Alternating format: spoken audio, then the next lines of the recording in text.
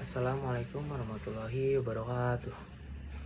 Perkenalkan, nama saya Muhammad Yudi Haidar dengan NIM 22101120675 dari kelas 07 SAKM 002. Pada kesempatan kali ini saya akan mempresentasikan materi mengenai analisis titik impas atau break even point yang merupakan salah satu alat penting dalam analisis laporan keuangan dan perencanaan laba perusahaan.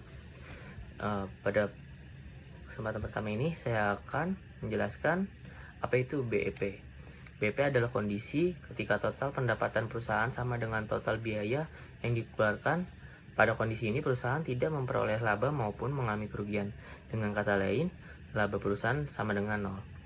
Analisis BEP digunakan untuk mengetahui jumlah minimum produk yang harus dijual agar perusahaan dapat menutupi seluruh biaya operasionalnya. Jika penjualan berada di titik impas, perusahaan memperoleh laba. Sebaliknya, jika berada di bawah titik impas, perusahaan akan mengalami kerugian. Selanjutnya di sini ada tujuan analisis titik impas. Tujuan yang pertama itu adalah menentukan harga jual produk. Yang kedua ada menentukan jumlah minimum produksi atau penjualan agar tidak rugi. Yang ketiga ada memaksimalkan volume produksi. Yang keempat, membantu perencanaan laba perusahaan menjadi alat bantu dalam pengambilan keputusan keuangan, produksi, dan penjualan. Dengan adanya analisis ini, manajemen dapat merencanakan strategi bisnis yang lebih efektif dan efisien. Selanjutnya, di sini ada manfaat analisis titik impas. Untuk manfaat yang pertama yaitu membantu perusahaan merencanakan laba yang ingin dicapai. Yang kedua, menentukan hubungan antara biaya, volume, penjualan, dan keuntungan. Selanjutnya ada menentukan penjualan minimum agar perusahaan tidak mengalami kerugian. Yang keempat, menjadi dasar dalam penentuan harga jual produk. Yang kelima, membantu manajemen dalam pengambilan keputusan bisnis. Selanjutnya di sini ada kelemahan dan asumsi BEP. Untuk kelemahan yang pertama yaitu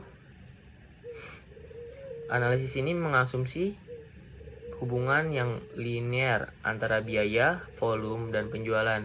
Yang kedua itu sulit mengelompokkan biaya yang bersifat semi variabel.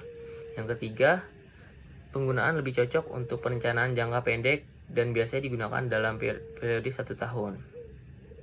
Selain itu, terdapat beberapa asumsi dasar dalam analisis BEP yaitu biaya hanya terdiri dari biaya tetap, biaya variabel, harga jual per unit dianggap tetap, biaya tetap tidak berubah dalam rentang kapasitas tertentu, biaya variabel berubah sesuai volume produksi atau penjualan.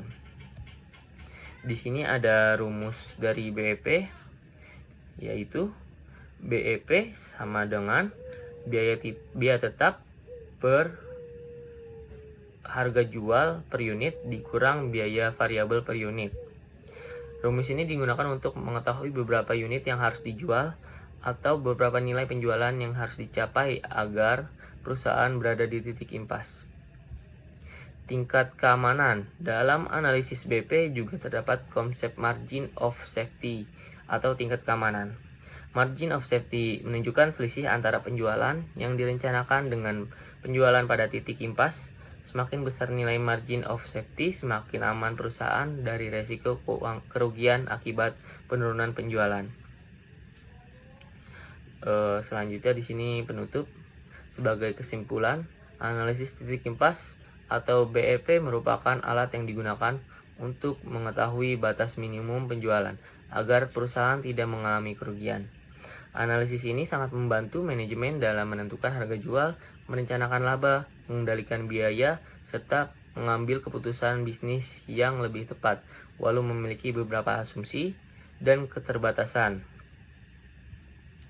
BEP tetap menjadi salah satu metode penting dalam perencanaan dan pengendalian keuangan perusahaan.